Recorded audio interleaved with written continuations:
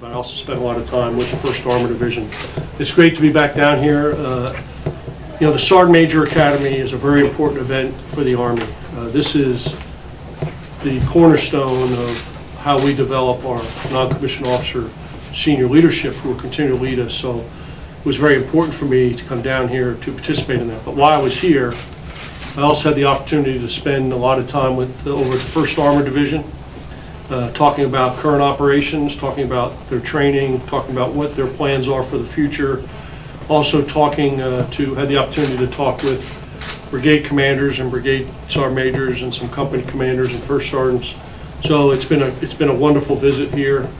It's always great to come back and get in touch with the great work that's going on in our Army. And everywhere I go, I'm incredibly proud of our soldiers and our leaders and the support that I get from the local communities. The close relationship with El Paso to Fort Bliss has been long-standing, but every time I come down here, it seems to be stronger and stronger, and we appreciate that very much, the great support of the great people here in El Paso. So it's an honor for us to be here.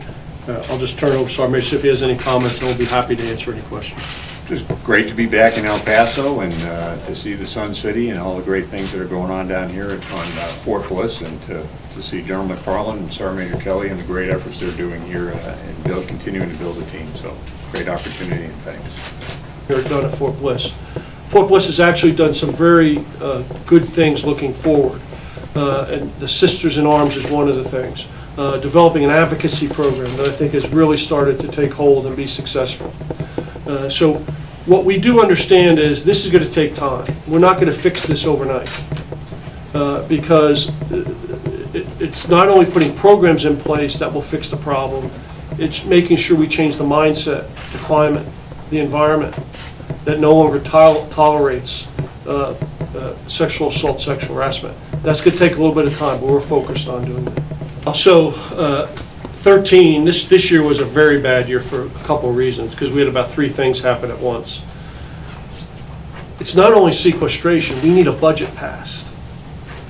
You know, since 2010, we've been under 15 continuing resolutions. And what that means is Congress hasn't passed a budget. And so we have to, so the numbers we get doesn't reflect the money we need, or is it in the right place for us to use? So that's one problem. Then on top of that, you have sequestration, which is reducing the amount of dollars we have.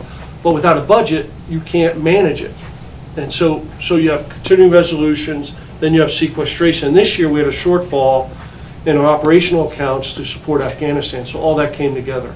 So we've had to curtail, we've had to put civilians on furlough, which is something we don't want to do.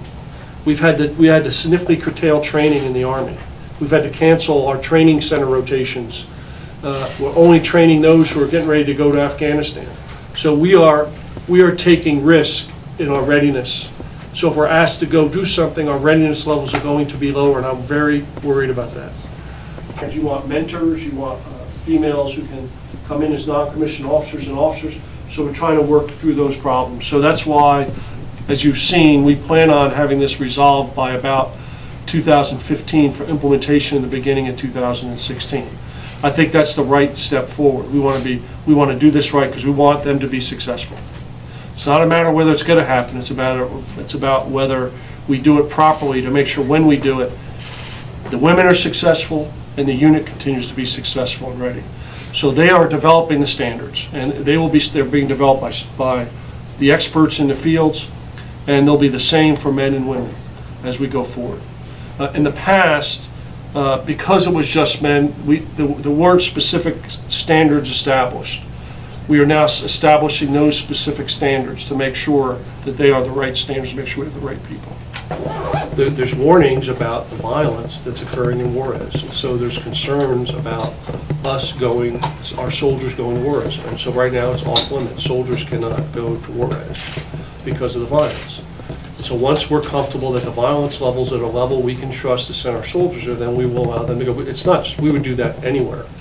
It just happens to be Juarez. And I think you know better than me, there's quite a bit of violence there. And so we don't want to put our soldiers at risk, because my experience tells us our soldiers become targets. So it's even not just like a normal citizen going down there. They could become a target. And we don't want them to become targets. Now, we'll work with the local commanders here on if there's about visiting families, you know. I think we'd be happy for them to come here and help them to come here and visit their soldiers here. We'd be very pleased if they would do that. Well, first, there's been no decisions made on any of that. You know, we constantly look at different course of action, and that's what we do, but there's been no decisions made on where we're headed. You know, we have planning elements that constantly plan, look at it. We're working with many of the countries in the area. You know, we want this is not, you know, we don't want it to be a unilateral U.S. response. It needs to be a multinational response, and so we have to work in that vein. And so I think we'll just continue to work this to see how it rolls out. If we have to send soldiers, we're going to make sure they're ready to go, but we'll see. I don't think we're close to doing that at this time. The Army's made a huge investment here. You know, as I go around here, you know, the facilities here are as good as they are anywhere in the Army. The biggest training area that we have in the Army when you combine Fort Bliss and White Sands. So it gives us great opportunity here. So the thing I've challenged the commanders, the command team here, is that we're going to utilize this incredible facility and training area the best we can for not only the people here but the whole Army, because it provides such a great opportunity. So it's really great to be down here, and it really is wonderful to see that close relationship that they have with the community, and that's very important to us. We can't survive without the great help that we get from the people of El Paso and the surrounding communities, as well as the communities in New Mexico as well. And the great outreach programs that the community has with the installation and the great support between the two. And you know, the Sergeant Major's Academy, who graduated today, their very particular and specific relationship, I think, is very important with the volunteering in the community and the support from the community back. So I'd just like to say thank you for everything that El Paso does for Fort Bliss, and hope to see you again soon. Thank you for coming out today.